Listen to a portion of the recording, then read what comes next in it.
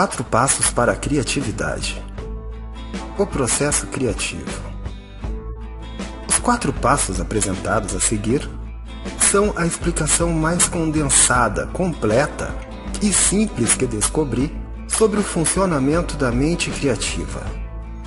Eles foram elaborados com a colaboração científica do físico alemão Hermann von Helmholtz e de Graham Wallace, da Universidade de Londres. Primeiro passo: saturação. Encha a mente de informações. O primeiro passo do pensamento criativo não tem nada de mágico. É um trabalho árduo e estafante. O dicionário nos diz que a palavra saturar significa fartar, encher inteiramente, impregnar, com alguma coisa até o ponto de não poder mais ser absorvido. Uma pesquisa minuciosa e esmerada é a base do pensamento criativo. A abordagem usada por Thomas Edison para resolver um problema é um bom exemplo de saturação. Ele dizia: "Sou mais uma esponja do que um inventor." Quando queria descobrir alguma coisa, ele primeiro procurava saber como outros tentaram resolver o problema no passado. Então, recolhia informações sobre as milhares de experiências e estudos que outros realizaram sobre o assunto. Este era apenas o ponto de partida do seu ataque aos problemas. Talvez venha daí o seu comentário: a genialidade é 99% de transpiração e apenas 1% de inspiração. Para ter sempre em mente a necessidade vital de romper a inércia humana e dar início ao processo de raciocinar, Edison tinha um pensamento de Joshua Reynolds, emoldurado e pendurado sobre sua mesa de trabalho, a qual dizia: "Não existe expediente ao qual o homem não recorra para fugir do trabalho de pensar." A preguiça mental é o arqui-inimigo do pensamento criativo. Leonardo da Vinci, um dos maiores pensadores criativos de todos os tempos, também deve ter notado esse fato, pois exclamou: "Ó Deus, você nos vende qualquer coisa em troca de um esforço." O preço de uma ideia é o raciocínio intenso, consciente, concentrado. É preciso combinar, adaptar e remontar. Porém, ao mesmo tempo em que você está tratando de um problema no nível consciente, você também está saturando seu inconsciente com os elementos dos quais pode surgir a solução. Você prepara o solo, o subconsciente, as informações para ele processar, tendo forçado seu consciente até o limite sem encontrar uma solução. Confie no seu subconsciente e deixe-o assumir a tarefa. Segundo passo: incubação. Utilize o poder do subconsciente. O segundo passo do pensamento criativo é passivo.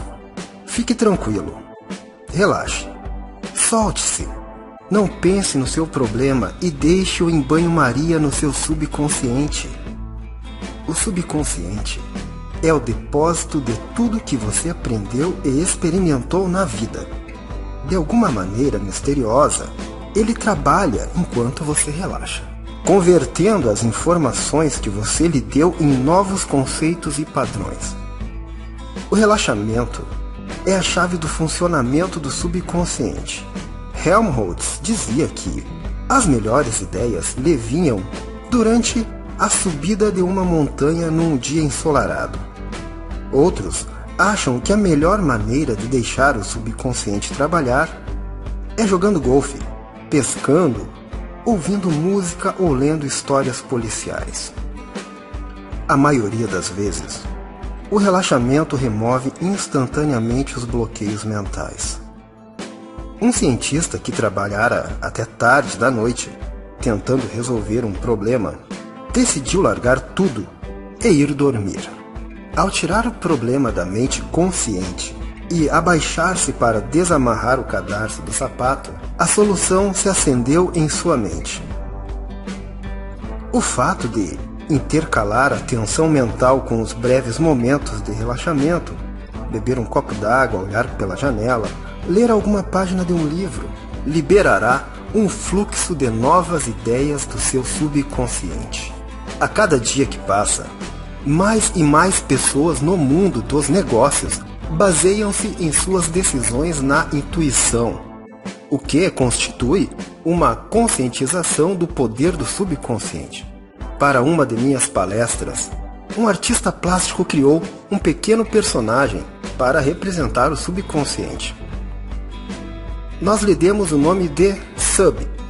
Os slides mostravam o pensador colidindo contra um muro de pedra, enquanto Sub saltava por sobre o muro e prosseguia com seu trabalho.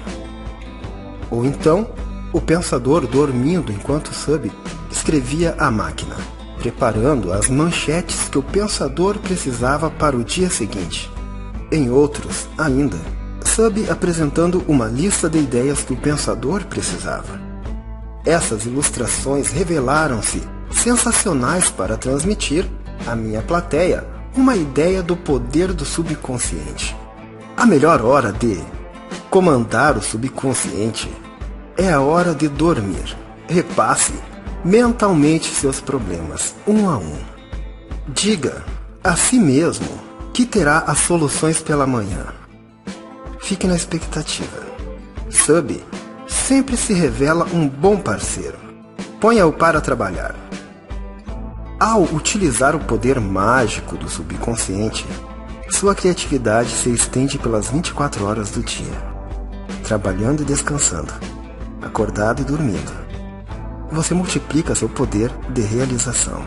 Tenha uma saleta de meditação tranquila ou um canto onde você possa aliviar a tensão e ter tempo para pensar na vida e nos planos para o futuro. Quando as ideias começarem a surgir, anote-as imediatamente.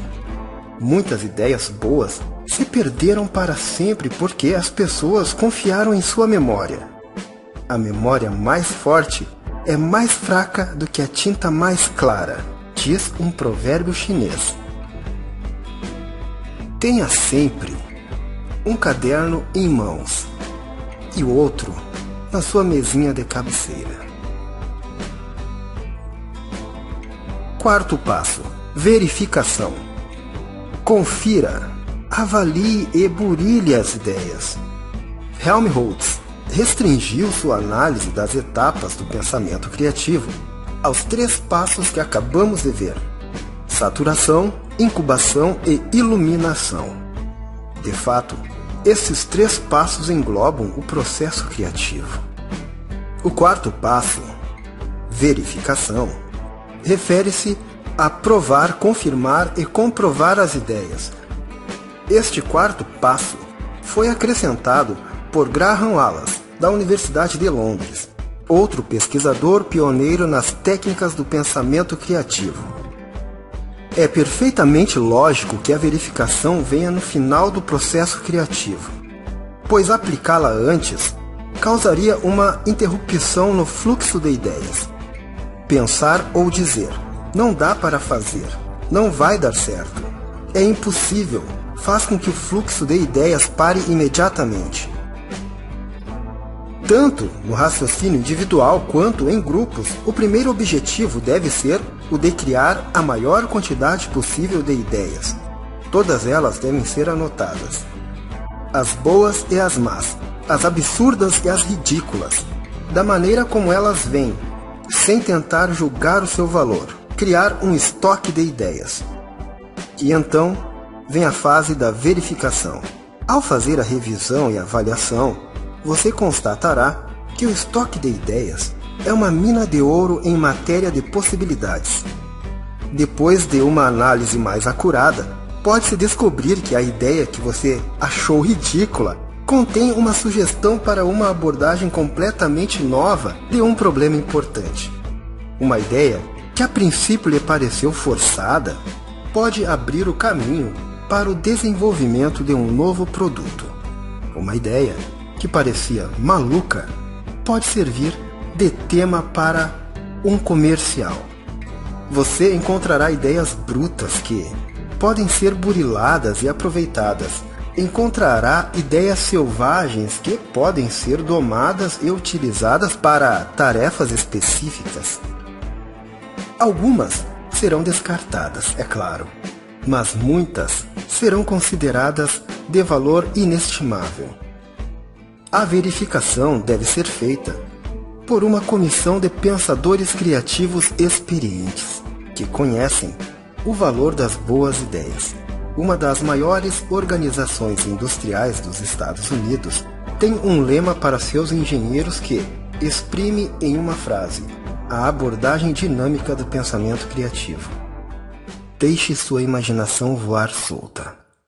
E depois, coloque-a em execução aqui no chão.